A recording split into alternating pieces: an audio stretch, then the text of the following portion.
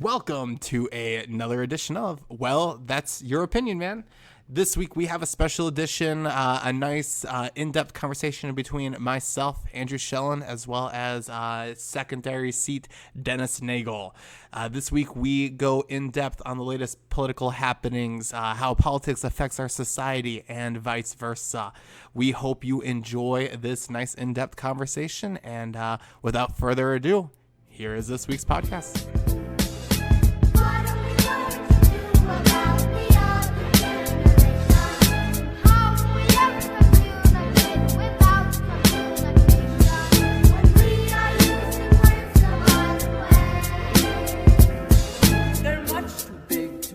To dig the colorful names we say. And it's like, who can pack a house now, like in the 1600s? A preacher. You know what I mean? You know what I mean? Maybe a guy playing a violin now. It's like the rock stars. It's like critical thinkers have turned into like the new rock stars, because the rock stars just kind of put, I mean, look at, Eminem is the biggest rock star in the world. That'll let you know where rock stars are, you know? Yeah. Eminem So- is, yeah. I just don't understand why there's such a doggy piling, and then they don't even let you find the actual. No one's putting out just the speech. Yeah. For where Donald Trump supposedly says it, because context matters in that shit. And just going down through this shit, when just googling Trump accepts dirt, Republicans defend Trump's election interference comments. Trump is assailed for saying he would take campaign help from Russia. Is it actually illegal to accept campaign dirt from foreigners? Yeah, it's a soundbite culture, and they know they're doing it, and it's like fodder. It's like red meat for their base. It's fucking annoying. Well, but what it's doing too is it's creating such a divide that they don't want. This is why Philip DeFranco, it was listed in there, because he's a critical thinker, right? Sure. He puts out information. I listen to. I think he's center left when I hear him. Yeah. I don't hear a right wing. It's like Joe Rogan. He even says I'm pretty friggin' progressive. Joe Rogan, I think, is left. Of course, Joe he's Rogan's labeled left, the right. but he's got a little more bullshit meter than Well, but a lot of he people. tells it more like it is, and it reminds me of, I saw a tweet from Ricky Gervais saying, it doesn't matter if you're a lefty. Ricky Gervais, he's a comedian. Yep, I got it. I don't care if you're a lefty making fun of righties or a righty making fun of lefties. We should have the ability to do that without being, publicly persecuted or demonetized or ostracized. Yeah. And okay, well, let's think about that though. He's a to the left progressive. Well, if he's saying I'm seeing this pattern that's not good, well then who are the extremists pushing this? When you get down to it, nobody really likes this stuff. It's like with Jordan Peterson and the pronouns. Yeah. Everyone That's supported actually kind of them. what it comes down to. Everything kind of comes down to that. Yeah. Because that's where the hate speech started, and well, it's rhetoric controlling. Yeah. You know what I mean? Yeah. It's what I don't like is that the left is now the ones burning books. Is how I see it. Yeah. Honestly, they don't. They want to silence people they disagree with. They want to make it illegal for they say this, the First Amendment. Hate speech is not covered by the First Amendment. It absolutely is. Yeah. The only reason for the First Amendment is for things like hate speech. Yeah, I thought of something earlier. It's like, if you notice, free speech shouldn't be a political issue, and it's not. I would say for about 85% of people. Are you sure? Well, look at Ricky Gervais, leftist. If you get to the look, I said I'm doing work for an ex-mayor's house, right? Yeah. Guy to the left. Yeah. All the St. Paul mayors are to the left, right? Yeah. I have conversation with them just about every day. We agree on 90% of everything. So you know what I mean? So common sense doesn't go to the extremes. I think the big thing is okay, if it's like 15% of the population, that 15% is really adamant. They are. The other 85%, they might not be as adamant, and they don't want to be called assholes. They're apolitical. And so this 15% can bully the other 85%, because the other 85%, I don't think they don't want to draw that line in the sand because they're not as affected by it. Yeah, and it makes me, I'm Really going to Google it right here. It reminds me of like the Revolutionary War. What was the percent of Americans that what percent of people who fought in that wasn't that Supposedly high. it was 3%. That's what I'm saying. That's though. why there's a lot of Well, militias and right out now, there that say 3%. You know, you talk to an average person, ask them how many people, what the percentage of the population is gay. Some of them think 50-50. You know what I mean? They act like it's like it's like widespread. When you tell them 3%, almost everyone's shocked. Is it 3%? It's real low. That's interesting. Yeah, yeah. I didn't realize that. Well, I mean, I think the actual transgender people are like 1%. I think they're less than 1%. Yeah. But you would swear it was at least 10%, 1 out of 10. With how much we talk about it, yeah. Yeah. Yeah. But it's the same thing right there. So, you know. And do we change the way we see the entire world based on a very small percentage of society? Well, yeah. That's what they're saying. Well, in the rhetoric that's meant to kind of control our interpersonal conversations, because that's the last area where you can't really manipulate, because it's person to person. It's like the last frontier, because they've got everywhere else. You know what I mean? It's thought control. Well, yeah, and it's how you phrase things. So if you talk to someone, you know, one-on-one, you're going to get at least, I would say, you know, I think 80-85% of the people are going to say, no, of course, you know, more speech is better. You know what I mean? It's going to be the extremes. The thing is I think that only happens if you put it to them like that. Well, yeah. Like, if you make them draw the line, they will draw the line. Yeah. But day to day, they don't think about drawing the line like that. And a lot of stuff can get eroded because of that. I think that's kind of concerning for me. That's sort of like if you watch the action movie, is he couldn't do it until he was pushed, you know, until the light was on the line. Then it's like, I'm activated. And that's how people are a bit. And that's kind of, you know, the poll numbers with Trump in a way, how it doesn't reflect the actual vote. That was an interesting one, the poll numbers. That was super interesting. Yeah. Yeah. I wonder if the poll numbers were correct in favor of Donald Trump, or you know, split more evenly. Do you think he would have won? Yeah, it would have showed. Yeah, I think a lot of Hillary Clinton supporters thought, oh, it's in the bag. They might not have gone and voted. Well, I think we talked about this in the last one. I think the average left voter was already depressed in a way because of their. Well, I don't want to say depressed. It was more or less the enthusiasm wasn't there. No. So Hillary Clinton's not enthusiastic. Do I think? I think people would have came out to sort of put their thumb in the eye of Donald Trump. Yeah. And it was a pretty good turnout. So you know that's quite possible. Yeah. But you know, at the end of the day, though, I just think it's the disconnection, and this is a good thing because we were going to talk about. We talked about talking about this too. Is polls and statistics. Yeah. And how when you cut down to it, it's more just rhetoric, and it really doesn't mean anything. I would really like to hear how they word the questions. Well, more so. Yeah. That's one thing. Well, that's a huge part of it. And it's also, well, that's pretty much all of it. Yeah. And who they're sampling, size of the sample. Yeah. I mean, yeah. When you get down to it, even sampling 10 million people in a presidential election means nothing. No. Yeah, it don't mean shit. It means nothing. The fact that they still have polls and that news sources are regurgitating these polls still should be kind of laughed at, I think, because polls have been shown that they don't mean shit. Yeah, same thing with statistics, because they can mean whatever you want it to mean, and you can skew them. Yeah. You know? True. So, I mean, at the end of the day, we see a lot of public opinion based on polls, but it gets so crazy that, you know, it's like PR campaigns and marketing managers, they need focus grouped even words. Oh, yeah. You know, it's like, I remember John Boehner came out and they said, there's reports that you're gonna resign. No, come on. The next day, I'm here to resign. It's like it's like he really looked believable when he said, that's ridiculous. Yeah. The next day, I'm resigning. Now he was I'm here to talk about medical marijuana and the marijuana industry. Is that what he? That's what he does. He does He's pro lobbyist or against? pro marijuana. He's pro marijuana. Yeah. That's fucking awesome. Yeah, I love that. Yeah, That's awesome. that's that Ohio barkeeper in him. I wonder how old he is. He's got to be like 65, 66. Smoking a pack a day of Marlboro Reds.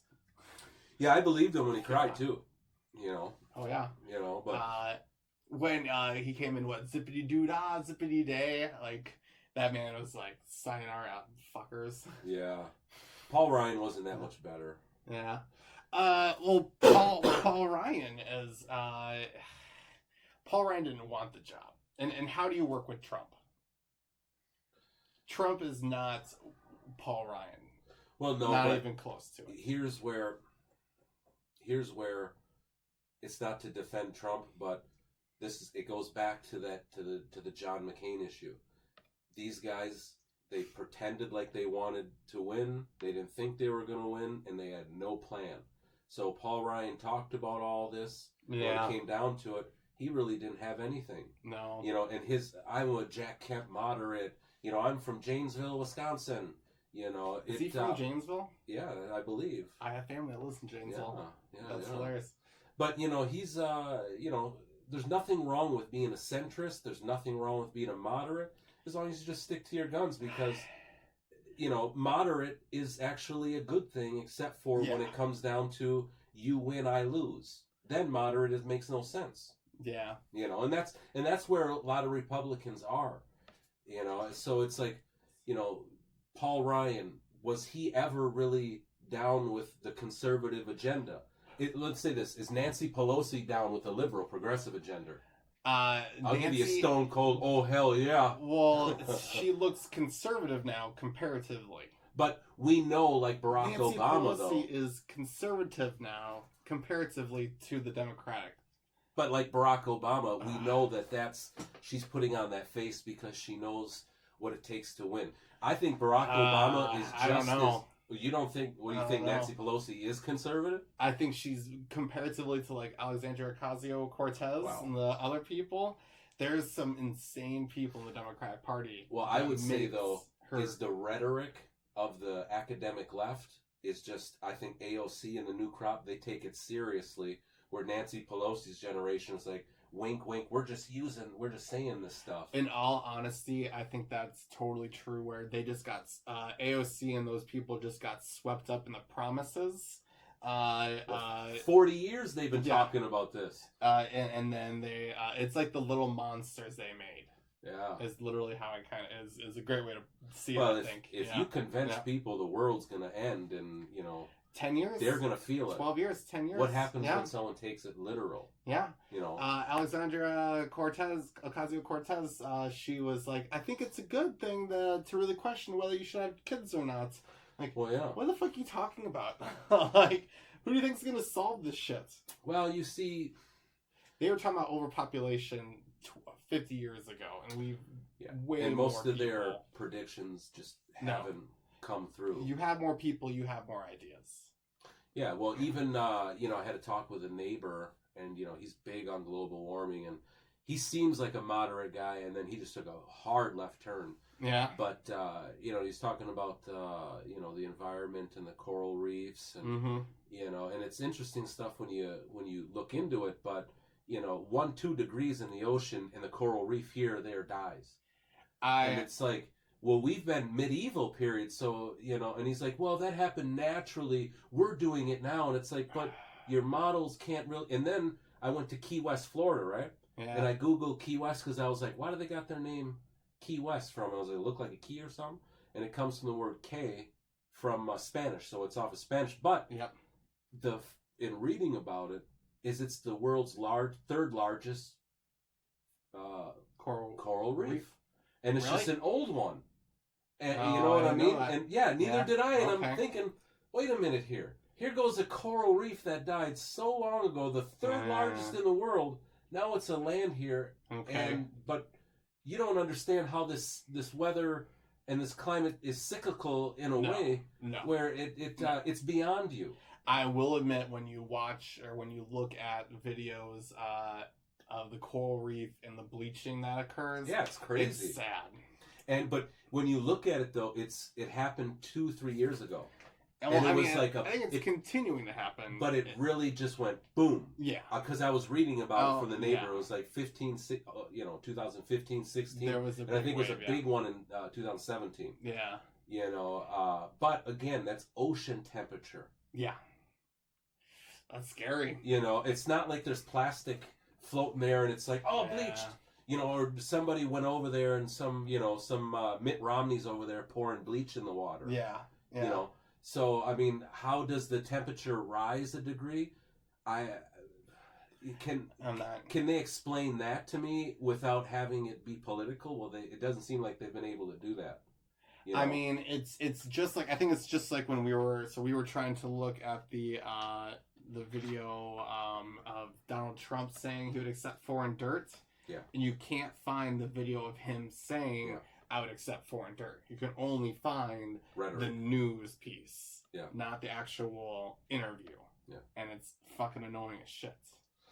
Again, design. It's stupid. And that's really dumb. Well, but narratives. We live in a fully narrative controlled world. Yeah. Well, in the information age has led to the misinformation age.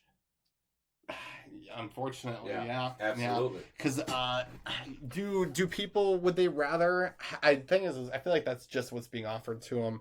I don't feel like that's like something that they are. I think they're just Googling it. That's what it is. They'll watch it and then they regurgitate it. It's not that that's what they want. That's just what's easiest to them. Well, yeah. Well, it tastes good. This is what they've been. Maybe that's optimistic of me. Well, I mean, at the end of the day, though, information is form-fitted. Rhetoric is to persuade by all means.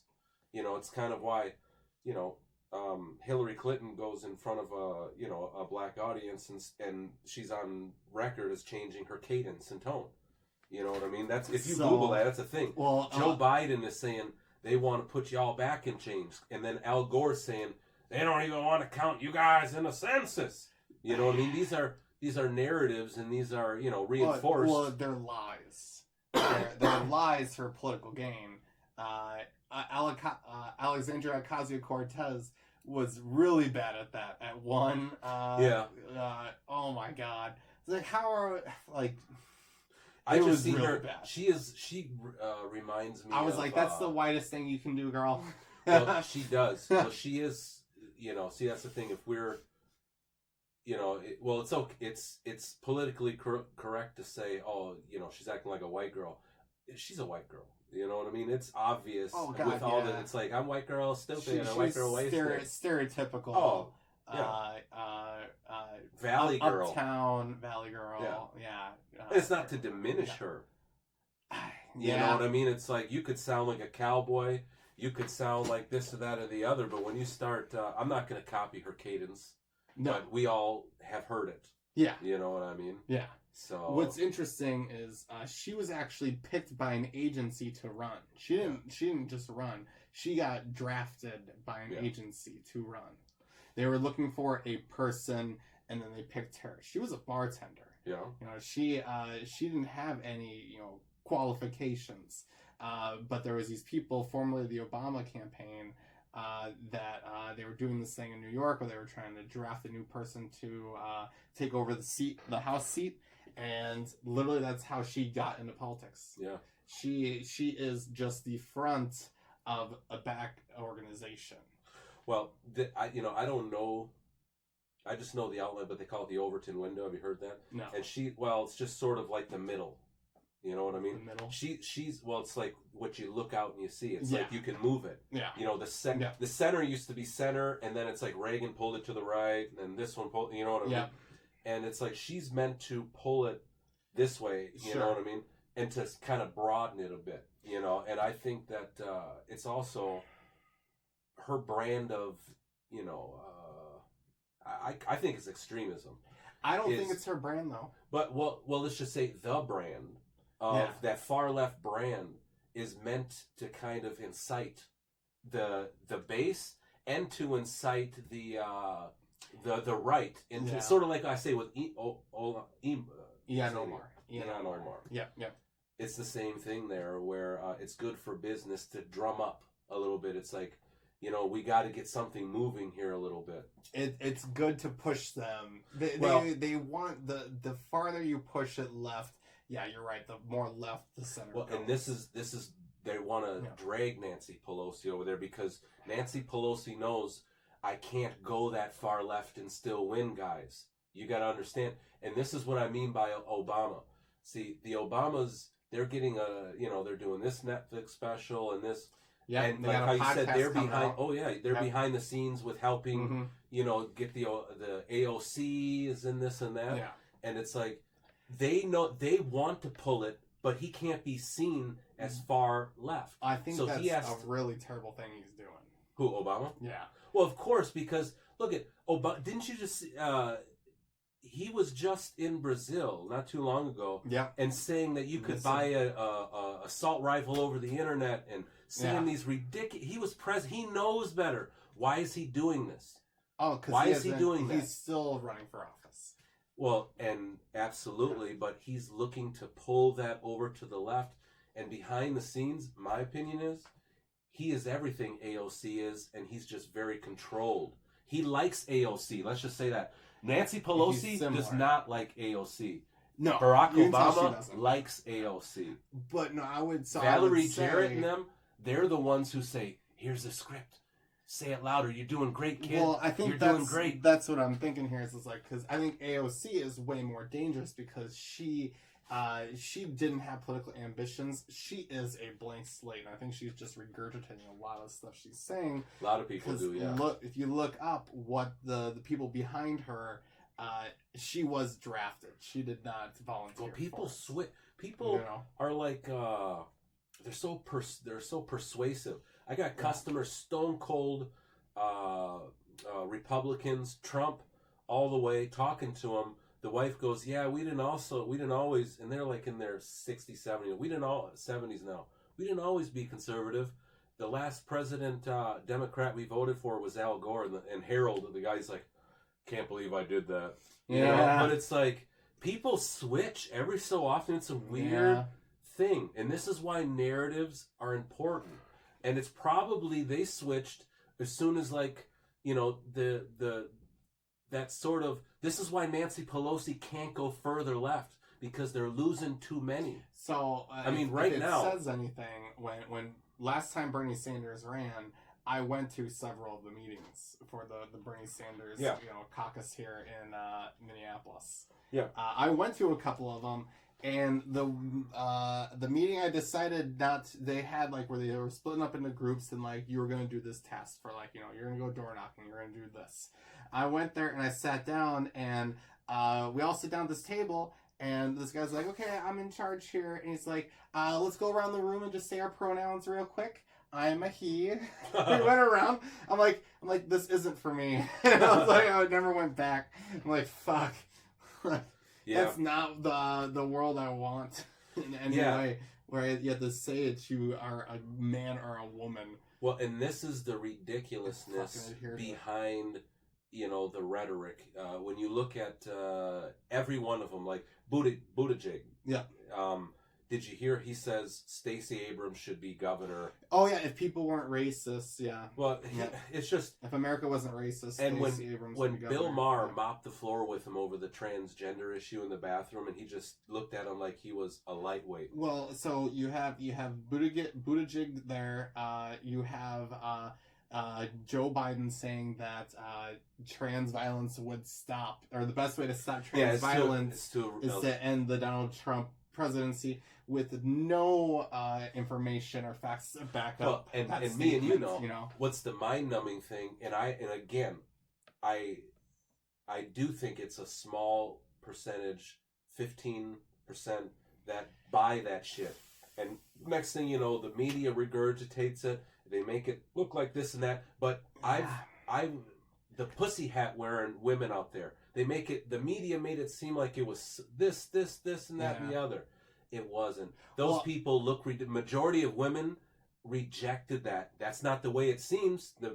Most people would think, wow, look at that, it's ground swelling. Yeah. It's not. You Well, got to that's go back how- to your people and be able to defend those beliefs. Yeah. You'll be laughed at. Well, I think that just shows it because it's like, yeah, it's just this small amount of people in the country, but their voices are megaphoned across, you know, And to that's such by a degree. design.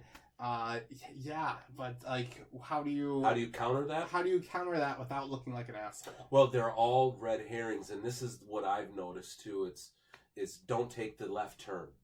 You know, it's kind of like stay right on point, and it's Trump's real good at it because what he does is it's like how he knew not to respond to Eminem. Yeah, He knew not to do this. He knows you got to know when you can sort of swat something and keep going, and just not swat something. that Eminem rap was shit though. Well, and this is why he won.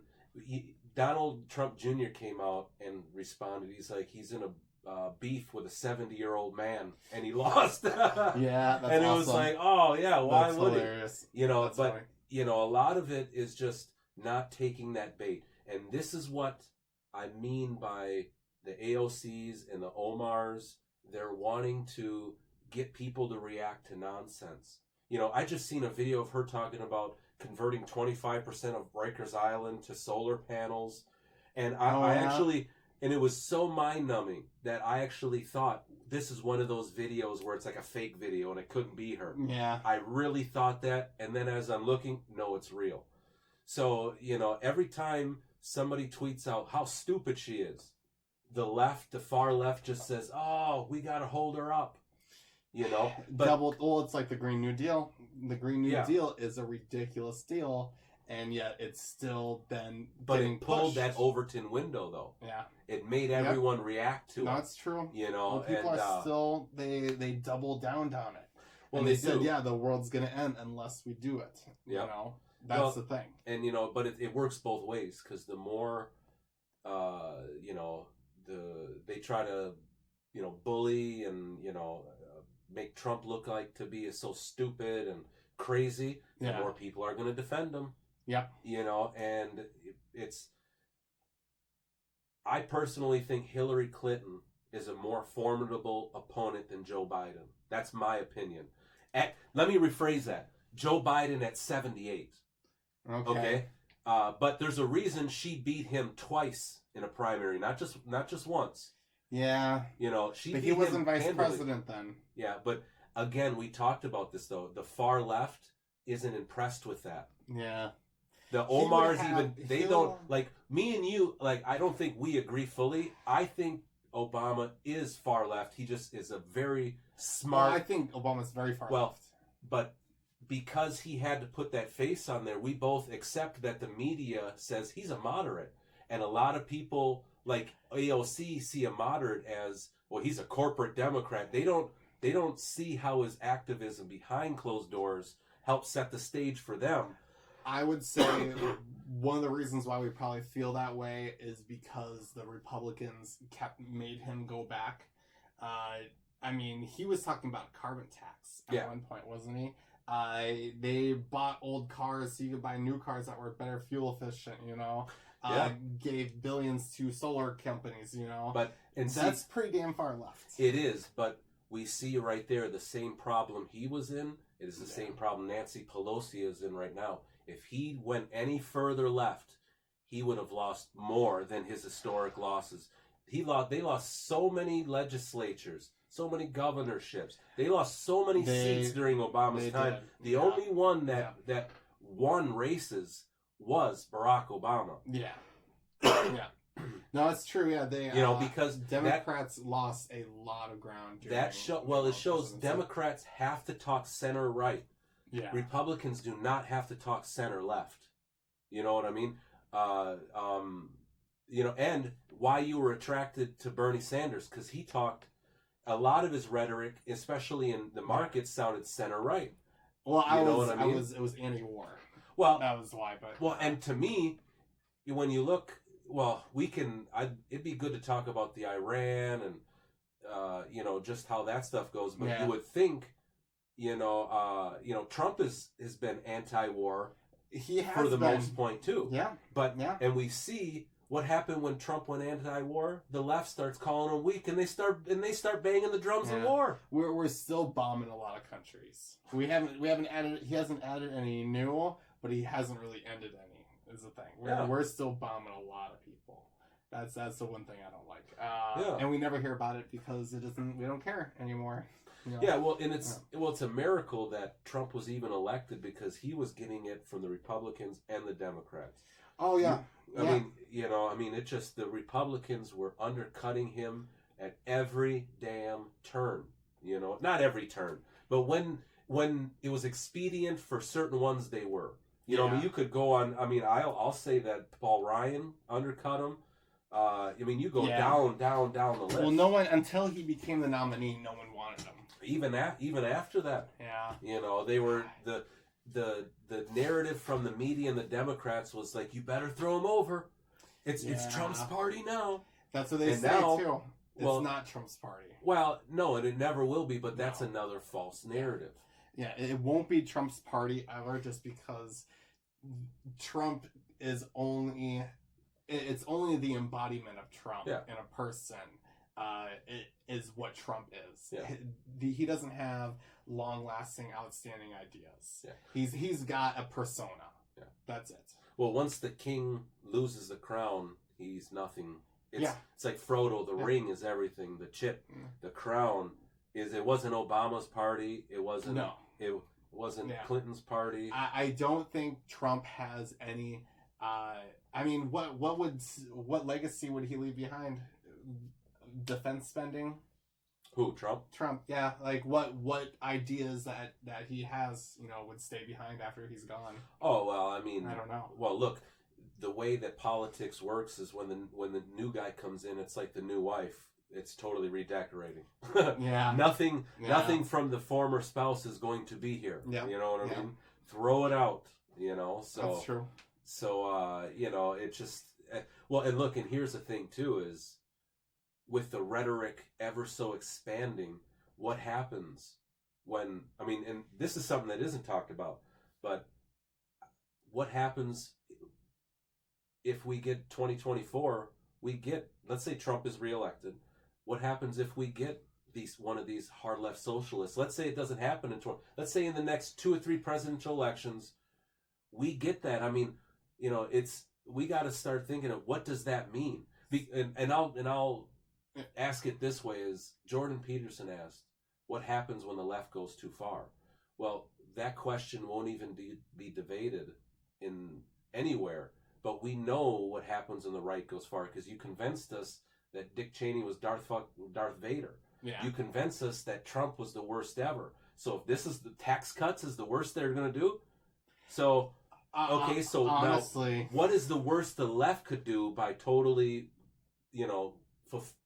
kind of fulfilling this transformation of America? I think that's what it really comes down. This is why I am so against the left and against Republicans too. But if you look, there is no underlying ideology. It's just kind of like they sat down daydreaming what they would like to do if they had all the power in the world, and then they presented it as a platform. Yeah. That's literally what I see. It can be everything to everybody. Yes, and they say, oh, it's because I love everybody. They're not accomplishing anything. It's through force and those kind of things. I literally do think that it's their ideas are not based on a certain type of ideology. It's just, I would do this and I would do this and I would do this. It's not I guess a higher power. Well, idea. I disagree with it in a way, but I agree with what you're saying. I agree with that's the sort of the street level, but the sort of when you get back to it, like the Renaissance era, the Enlightenment era, progressive era, all of these things is sort of like I was saying. These is where the state was kind of forming in the caste systems and the diplomats and the peasants and the kingdoms were being made, and it's just sort of like Joan of Arc. She didn't even know how to read and write. You know what I mean? So there was we're gonna have to cut that. No, out that's 'cause I fine. lost Well, no, myself. the whole thing was. Oh yeah. I'm sorry. I know where I'm going Okay. now. Hang on one second. So the whole thing is, it's like, we have like the Constitution, we have like our rights, our things, and those things are more tangible, than just the idea of I want to help people and the government's going to help people. How do you like? There is no defining that in any way. You can go down to the most minute, aspect of life. In defining that and to spend money on it. You could pay for a crossing guard at every single crosswalk to help old ladies cross the street, and that's for a good cause. It doesn't mean that it's necessary or needed. Yeah, and I think the point I got lost in was if you reject logos, I think it becomes, like you said, you're going to be open to everything. It only took like a half hour to get that word out. But the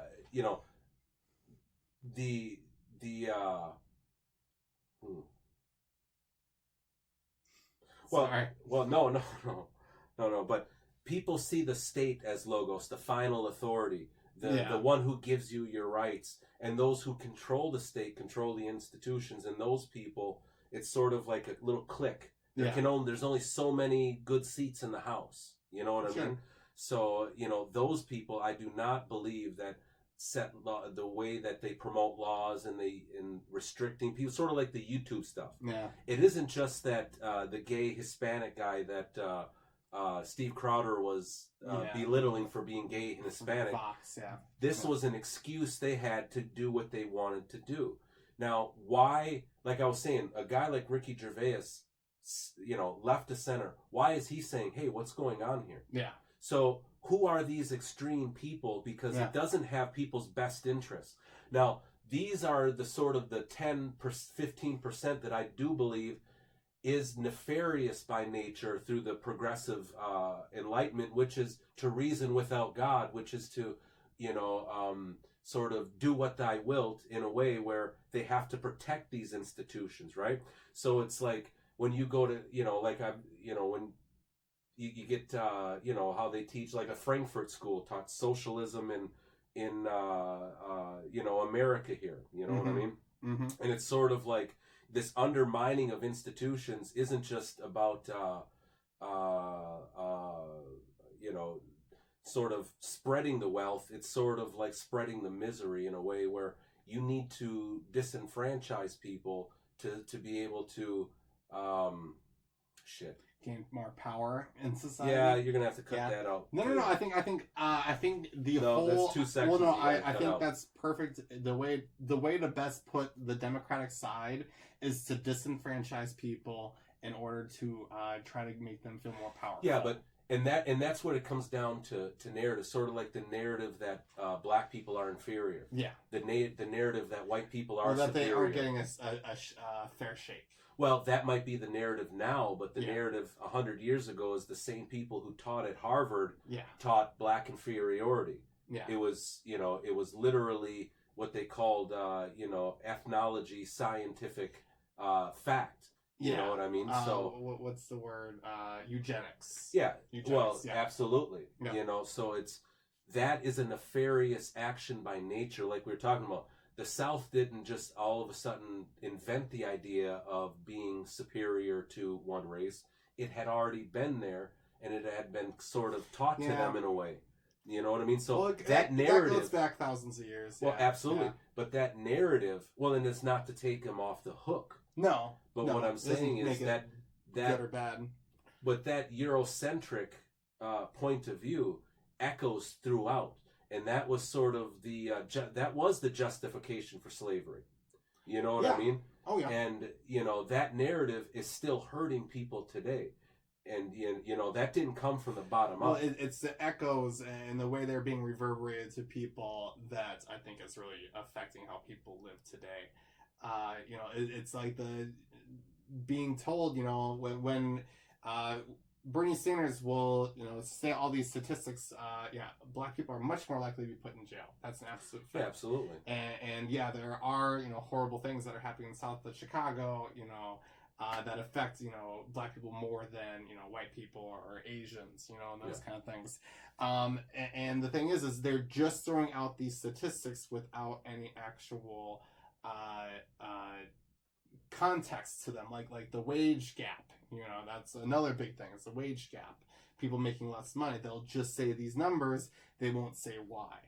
Well, and it's also like it's like burning down a village and then causing the damn poverty and then saying, well, look at everything's like this and this and this through generations, and it's like you caused it. Yeah.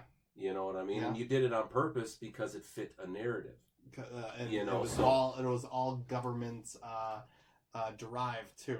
Slavery was legal. Well, yeah. And that's and Jim Crow was legal. Well, and again, those were deemed progressive ideas. They were all done by Democrats. Yeah.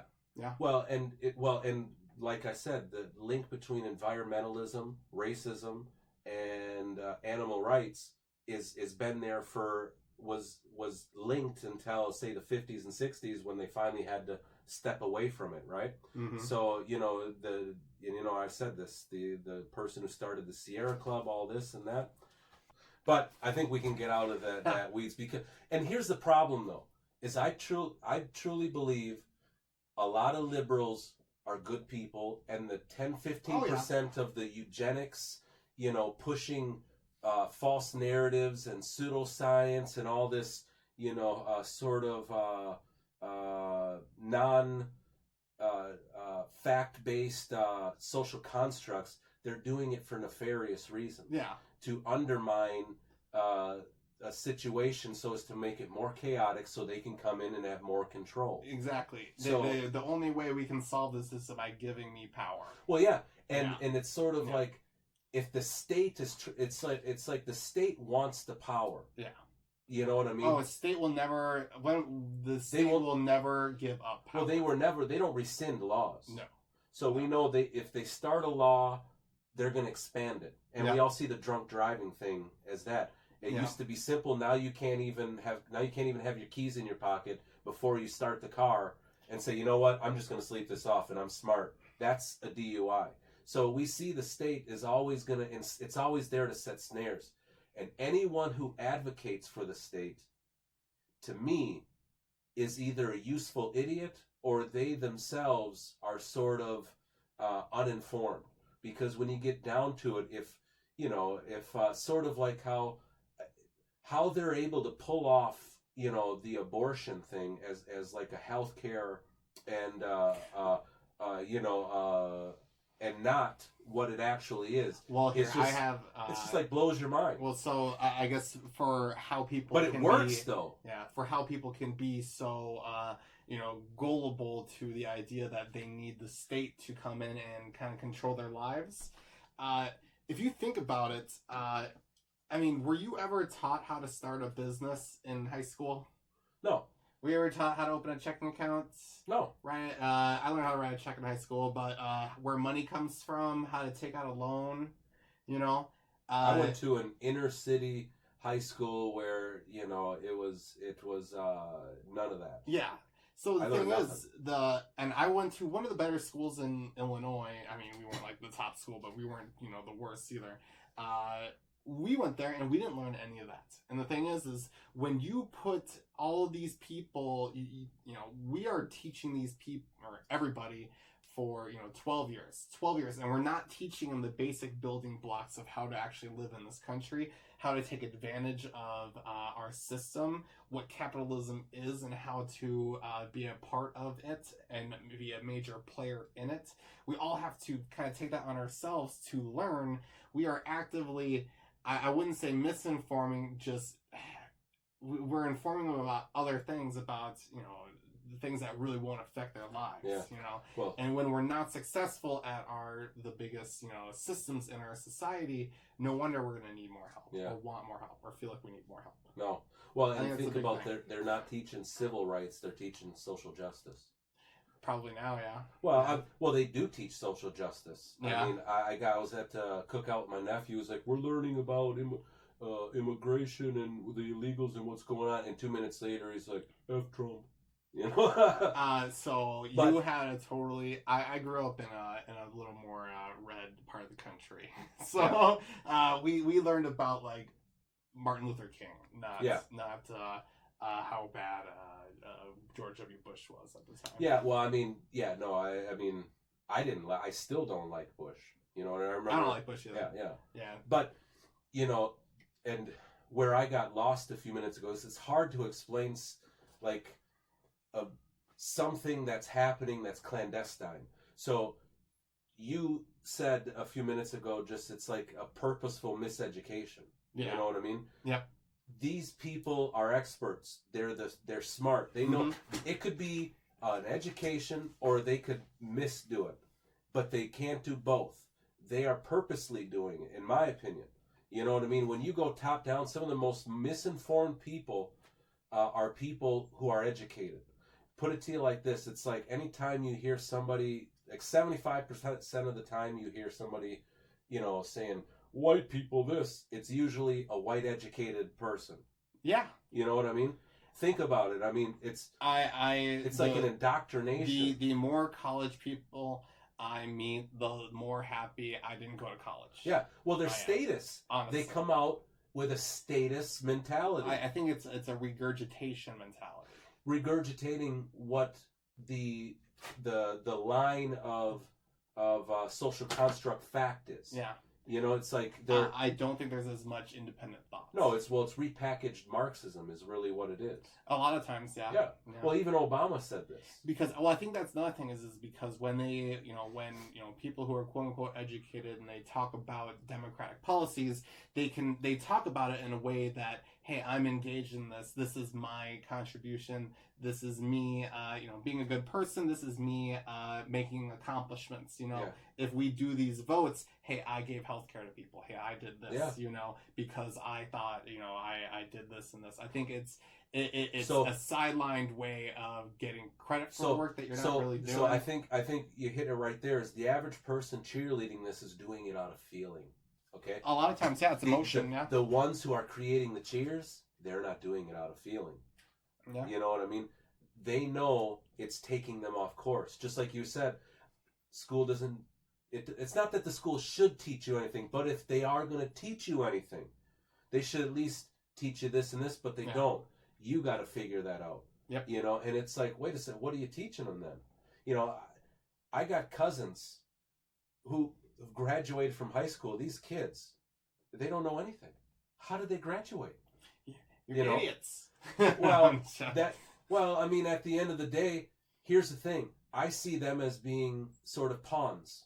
They were used in a way to be raised to be feelers, to want to be, not just because it's good to be an activist if you're going to do something that balances yourself. Yeah.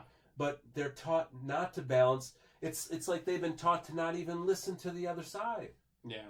And it's a type of thing where there is no balance, and it's sort of like it becomes a self-fulfilling prophecy now, because it's sort of like different thing.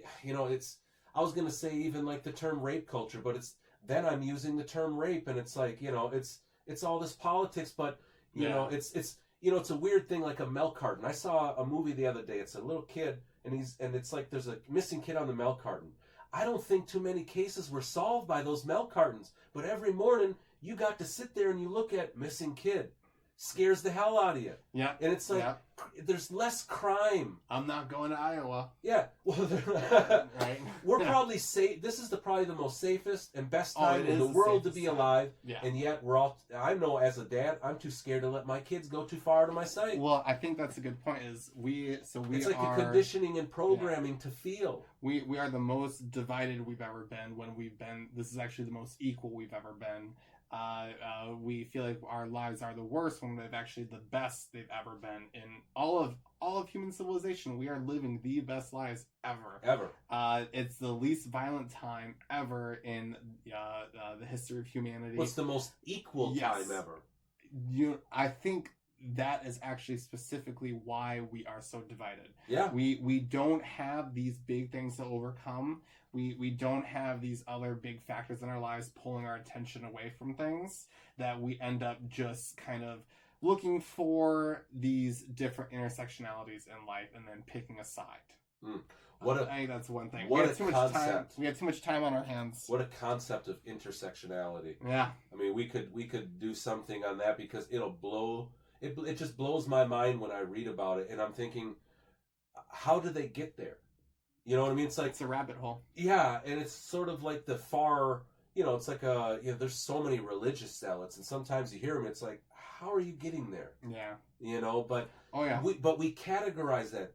Sometimes these, like a college professor is just as crazy as a guy who misapplies the Bible, and it's like, how you got to be getting there through feeling.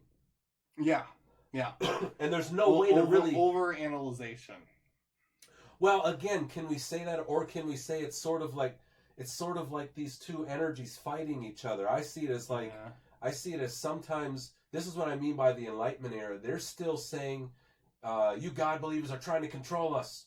And you know what I mean? It's still this fight of reason for yourself, but we know you can't just leave, you can't just take a ceiling away from somebody, and especially a culture, and say reason for yourself. Yeah. I come from an area where that literally means death. You know what I mean? And it means death in so many different ways. I mean, where it's like a depressed area. Mm-hmm. It's a midway. I mean, it's St. Paul, Minnesota. And you Mm-hmm. think, what?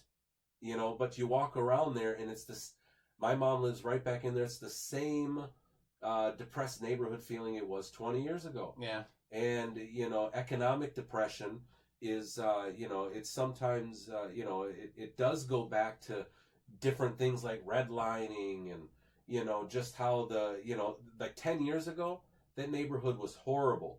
Drugs, gangs. Yeah. Now it's not. Why? Suddenly they cleaned it up. The riffraff went over here. So it's like, how is that even possible that they can sort of chess piece the bad guys around town? Yeah. You know what I mean? And it's like, well, why didn't you just clean it up the whole time? They let certain things happen. It's sort of like if the crimes happen in North Minneapolis a lot, and we can just make sure it stays there. Not near the convention center. Or Yeah. not near Highland, or, Yeah. an area where this or that. If somebody gets shot a few times over on Grand, Oh. it's national news. Oh yeah. Yeah. There's shootings all the time over in... You never hear about it. Well, Yeah. why would Yeah. you? They, Yeah. they were deemed unimportant. Yeah. And that Yeah. goes back to even that sort of academic caste system that is sort of the desirables and the undesirables. The eugenics view of the world where there's already too many people. Well, is that a... And you need to be controlled. Is that due to, I guess the reporting, is that due to actual just not caring or writing off lies, or is it just that it happens so often people just don't care about it anymore? Well, it comes down to two. It's like... In those areas, high crime areas probably aren't buying the newspaper. They probably aren't buying subscription.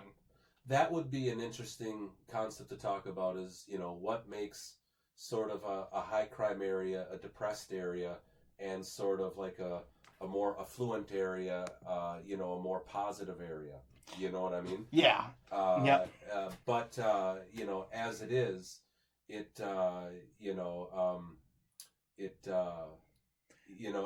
Humans change slowly. Well, they do. Nothing happens overnight. Your area, that's where you grew up, right? You're talking about? Yeah. 20, so it probably took darn near 20 years to get to the slight upgrade it's gotten so far. And it'll just keep going up. Yeah. But it's the interesting is how most major cities are run by progressive Democrats who have professed to know what's better for the poor, and this is the plan, and yet how can you not, by any judgment of a scorecard, say you guys made it worse? Oh, it creates, it's a cycle of poverty is what it creates. Yeah. Well, yeah. It absolutely is. Yeah. Well, and- Because government does not create, it only moves Yeah. money. It doesn't create. You have to actually be attached to a system that creates. Yeah. And if you're not doing that, then you're going to be fucked, and your kids are going to be fucked too, you know? Well, and that's where it comes down to just the lack of, it's just a weird thing. You know, it's like kids in the suburbs, they see their parents balance a checkbook, they balance a checkbook. Yep. My parents were, never had a checkbook. My actual stepdad went to prison for writing bad checks.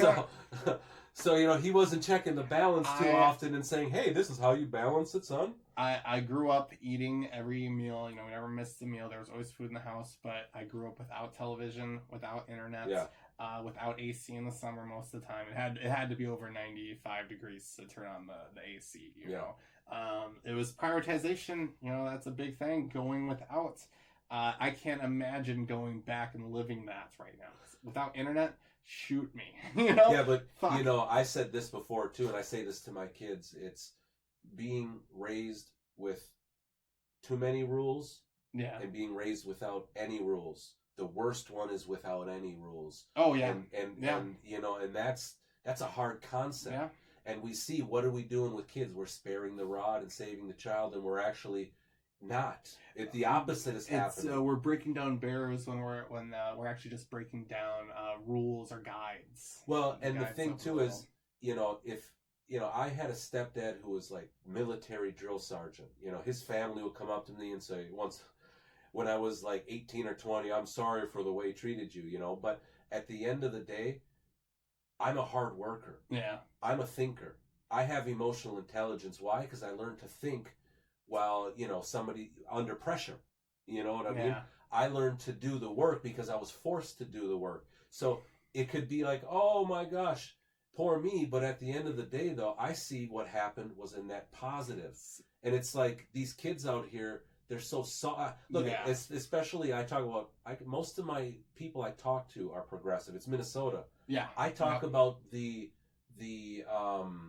weakness of our young men all the time. I'm getting 100% universal agreement amongst all ideologies. Yeah. One thing I would say is growing up around more traditional, not the liberal live and let live, but the very harsh kind of system of raising kids. Yeah. I remember I had a coach in high school, basketball coach. This was junior high, where a kid forgot like his sock and he snapped a clipboard. He got so mad. It was literally like that. He left his sock. And he snapped the fucking clipboard. But he remembered that though. So why the fuck didn't you bring your sock?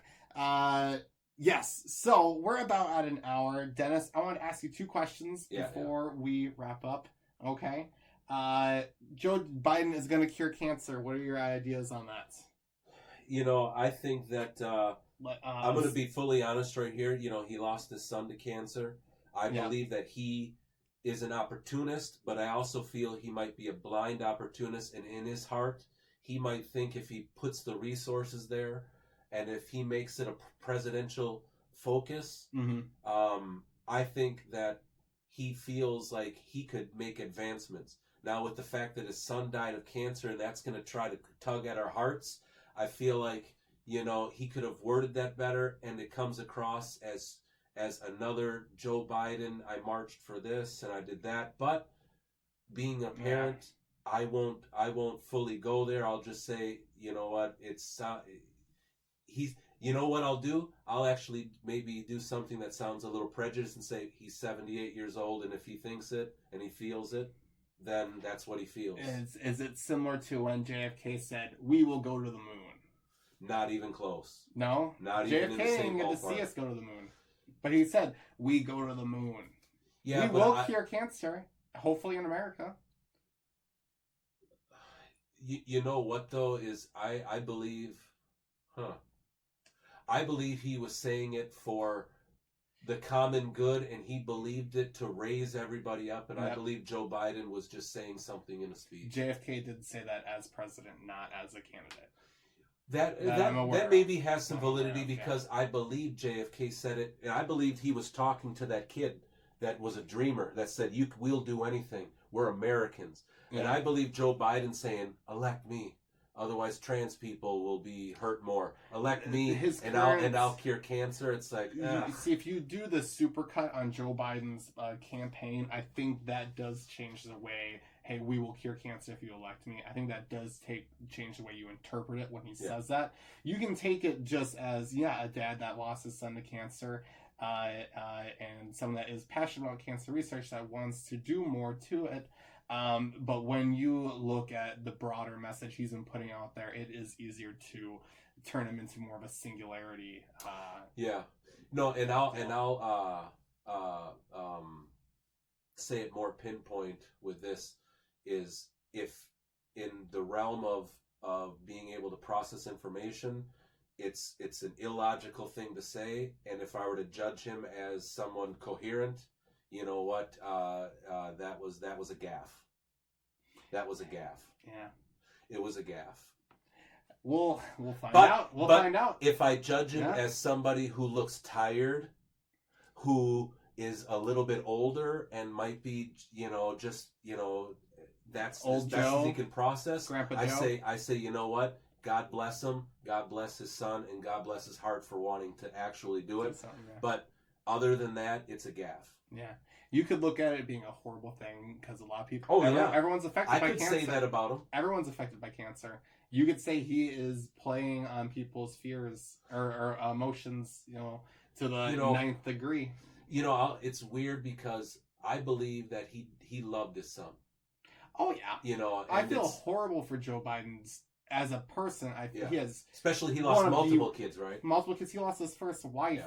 That guy has had a road. I had an uncle. The same thing happened to him. And it's multiple children over decades, and it's like, how do you continue on sometimes? Joe Biden, regardless of his politics, I will always feel bad for. But I gotta say, besides that, as a man, I just think he's had a cushion life. Besides that, 2 kids and a wife. Sure. I'm saying living on the state's dime. I don't think there's any. I don't think anything. He hasn't had to work, is all I'm saying. Any cushion he's sitting on, I would not feel nearly as good. I can't disagree with that. He seems like the kind of guy that would probably give it all up. But my last question: give it all up to have his kids and just healthy. I'm not disagreeing with that. That's the same thing with McCain. You know what I mean? Yeah, McCain too. You can say this or that, but he goes for both sides. My last question, Dennis.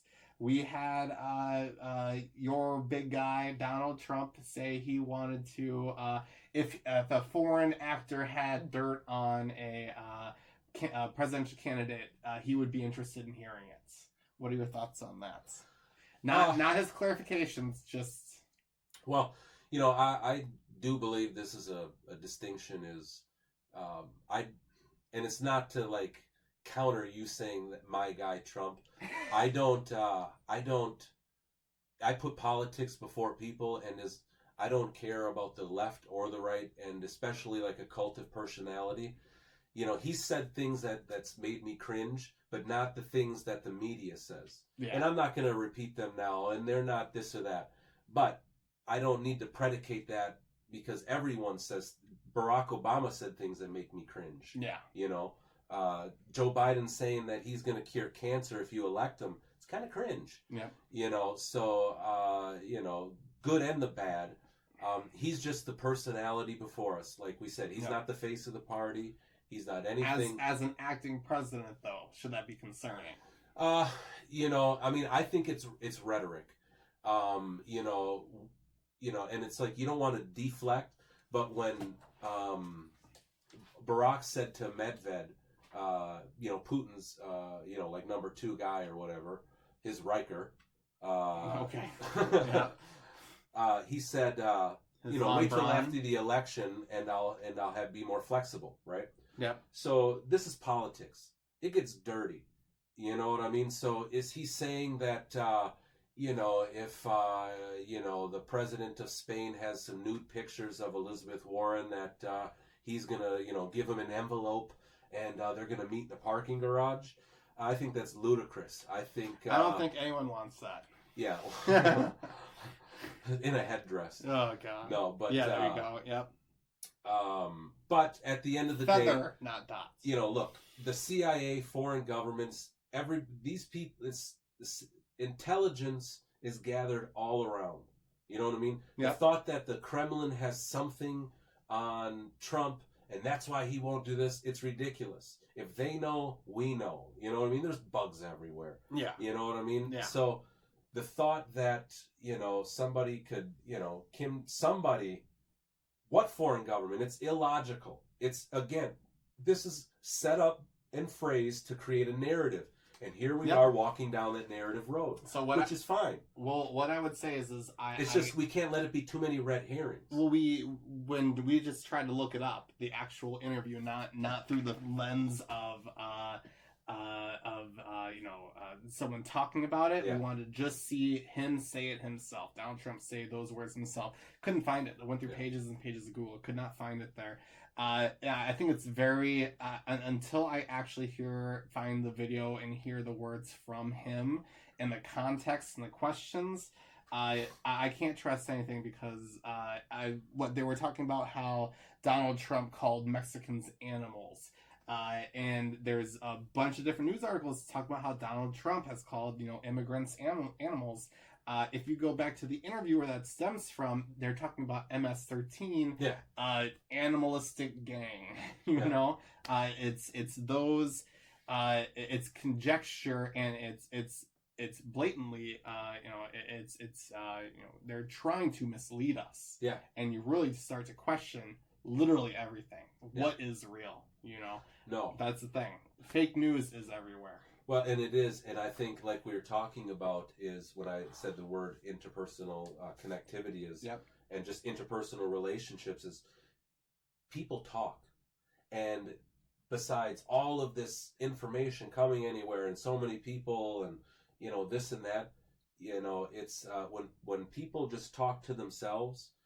I'm sorry, I shouldn't say talk to themselves. No, it's okay. When people just talk with just friends and neighbors and relatives over, summer and 4th of July, these things are talked about. And common sense prevails. Because what happens is you're going to get extremes. Well, you're going to get, let's say there's a group of 10, right? You're going to get 1 or 2 extremes on either side, and then you get 6 that are just, either moderates or we're apolitical. We don't want to take a position. Yeah, true. And it's sort of like if those on the right are over here demonizing AOC, then the middle might go to the left.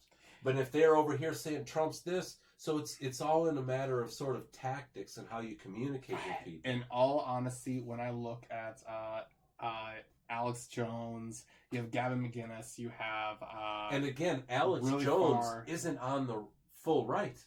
He was very to the right. He was very Donald Trump though. But when I see these people that are considered more right, even Milo Yiannopoulos, those type of people, I don't agree with them in the slightest. But I'm so thankful for them being there because it recenters the center. Somewhat. You have to have someone come up and meet these people on the far left. Sometimes you do, and that's what kind of Trump does too. Yeah, that's what Trump does. I mean, and it really it keeps us more centered, I believe, as much as you can be. Well, It creates a shittier environment because you have these crazy assholes yelling at each other and people picking sides, but... Well, and it's what it does too is those guys cancel out the other sides because otherwise they're just up here yelling, then you get other ones, and then the ones in the middle could talk. Yeah. Because, look, even with, all 3 of those guys you mentioned, the farthest right person I listen to is Rush Limbaugh. You know what I mean? Because at the end of the day, I don't like the Yiannopoulos. I don't like the Jones. I don't even like Crowder. To me, Crowder is like tries to be funnier further than Limbaugh, and it's like I don't feel any common sense with a lot of what he does. I feel it's like a role. You know what I mean? This is why I think he's a smart guy. I feel like he tries to be funny too much. Yeah, I don't think it's a he's game a too much. Funny guy. Yeah. So it's like with the aju provocateurs, like the Jones and the Crowder. I mean, I really don't get into, like I said, the farthest entertainment mixed with information. I'll go as Rush. I can't fucking stand Rush. What's the? I just can't. I'm not saying that that he's all I listen to. I'm it's just just an like example. the attitude behind it. Like what? Like I don't know. Don't just say feelings now. I can just whenever I hear him, I just imagine him red in the face. You know, it's like just fucking calm down or something. Like, I don't know. Like when I listen to Rush Limbaugh, I'm like I just don't believe a word he says. Well, Just like when I watch Democracy Now, I don't believe a word they say. You know, yeah, Democracy on the Now left. it's pretty funky. You know what I mean? They have some programs. Yeah, Democracy Now is interesting. I'll say this though, and it'd be fun to do a show about this, but I think Rush Limbaugh, if you were to listen to his show, or let's just say pick one person on NPR and pick Rush Limbaugh, and at the end of the week, you will be more informed by listening to Rush Limbaugh than the NPR. But again, just like all information, you got to take in. Would you say it's well informed though? Would I say Rush Limbaugh is well informed? Like you get well informed? Whenever I listen to Rush Limbaugh, I know I'm only getting certain aspects of the stories. Well, I would say he's better than Hannity, and he's better than Anderson Cooper. He's better than Don I would Lemon. assume so, yeah. Yeah. So I mean, at the end of the day, you know, I think that he's a smart guy, and he knows how to bend the issues for entertainment. But at the end of the day, though, I do believe you would be this is the way I do it. If you were to listen to Rush Limbaugh and then listen to the same counter, far left, which I do with Stephanie Miller and Tom Hartman, and then you were to catch some NPR, and all the different news sources that you catch in the middle, you're getting a well-balanced meal. Yeah, so that's true. And I'll say this, though, if you don't listen to Rush Limbaugh, that's fine, but you're still going to have to get your information from somewhere. And, I mean... Yeah. I think as far as on the right, he's not as bad as I would say that most are. Every balanced meal has one serving of red-faced, sweaty guy. All right. How you feeling about that? You feeling good on that one? I'm feeling somewhat good. Yeah. I think that we really didn't go into the candidates too much, but we'll do another one right before the debates. We'll preface the debates next week. Yeah, that'll be really close to when the debates happen. So, yeah.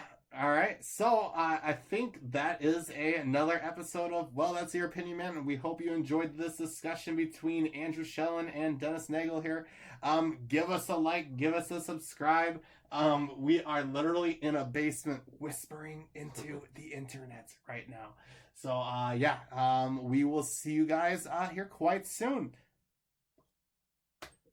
Have a great night. This has been another episode of Well, that's your opinion, man.